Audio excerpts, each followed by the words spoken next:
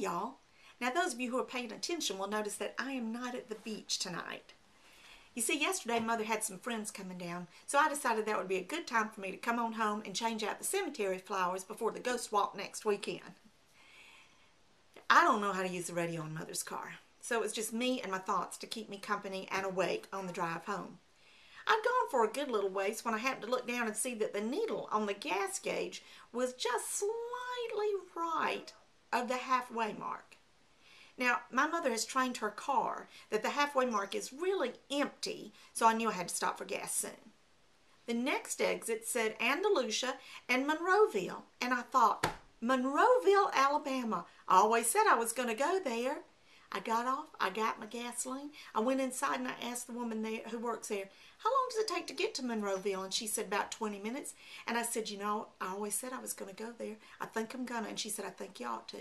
So I got back in the car and I started driving towards Monroeville. All the landscape was just gorgeous. It was just wide open spaces and hay bales that had been rolled up and the newfangled way. And the stories were just, oh, they were just bubbling in my head. And I was just talking to myself right out loud and entertaining myself. And then I came across this old building. It was white boards, the paint was peeling, and the windows were broken out. And I stopped to take pictures because I'd always said I was gonna. And it turned out that the place was bigger than I thought. So I just kept snapping pictures. I don't know if it was an old school, because I'm making up stories. I don't know if it was an old school, if it was a government building, if it was a nursing home, or if just it was a house that Catholics lived in. I don't know. But then I get back in the car and I'm driving down the road and I see cotton fields on each side of the road. It looked like it had been snowing in the middle of October. And I went past them and then I thought, I always said I was gonna. So I turned around and I went back and I took pictures of those cotton fields. I got out of the car and the cotton was there and it was laying on the ground and it was so close that I picked some because I'd always said I was gonna. And then I get on down to Monroeville and I didn't know where I was because it's a big little town. And so I finally found something that I thought was probably the center of town. And I lapped this building 1, 2, and then 3 times. And then I said to myself, why don't you just stop? Because you always said you were gonna.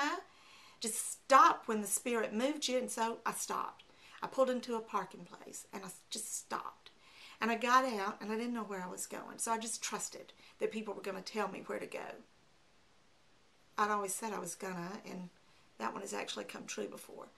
Anyway, so I went down to this building that looked kind of like a courthouse, and they were setting up stuff out on the outskirts of it, you know, the outside on the lawn for some big party, and I start going up the steps, and there's this woman going up the steps ahead of me, and I said, can I go in there? And she said, sure, come on in. And so there was a woman behind me, and she says over my shoulder, Elsie, what in the world happened to you? And Elsie said, oh, I had a little surgery on my foot. And the woman behind me said, well, can you walk? And Elsie said, well, I'm going up the steps, aren't I? And so they went on in, and I just started wandering around. They were putting new floors in, and I just kind of took a deep breath and said, I always said I was gonna. And so I did. I just started looking around, looking at these pictures and these old machines and stuff, like typewriters, that the carriage was like bigger than I can show you. And then this woman came up to me and she said, honey, would you like me to tell you a few things? And I said, oh, I wish you would. And she said, okay. And then she just took me under her wing and she took me everywhere. And she told me some secrets that I can't tell you because I promised I wouldn't. But she told me some things that I can tell you. And it turns out her name was Blondell. And Blondell is just a treasure. So she took me through the gift shop first because she's one of me. We're connected at some spiritual level. And then she took me all through there and she told me about people and this sort of thing. And then we went up the steps to the courtroom. And we looked around at the Truman Capote room. And then we looked at the Harper Lee room. And then I just sat in the courtroom. Now, Blondell had to go on and meet up with the girlfriends because they were going to play some cards. See, that's why everybody was bringing cakes in. And so she'd sat her cake down and she had to go and meet the girls for the card game. So I went and got my journal out and I just sat there in the courtroom and I wrote in my journal, with To Kill a Mockingbird playing in the background. It was Mecca, people. It was just Mecca. I knew I was on holy ground. I just knew it.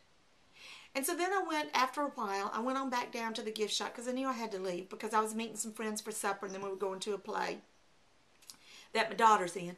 And so I went on down to the gift shop and there was Teresa there because by now I know everybody who works there and I know about their children and all kinds of stuff. And so I went in there and I picked me up a few things. I just went on and got me a To Kill a Mockingbird tote bag and I loaded it up with things. And, you know, I'm proud to tell you that thanks to my little purchases, the Monroeville Courthouse Heritage Society is going to be able to keep the lights on for about another 18 months.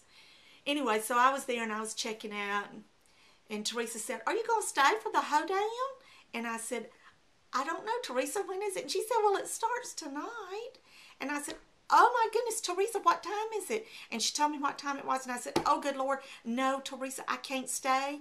I said, "I'm supposed to meet friends." Well, that's what happens when you put me in charge of my own destiny. I run late.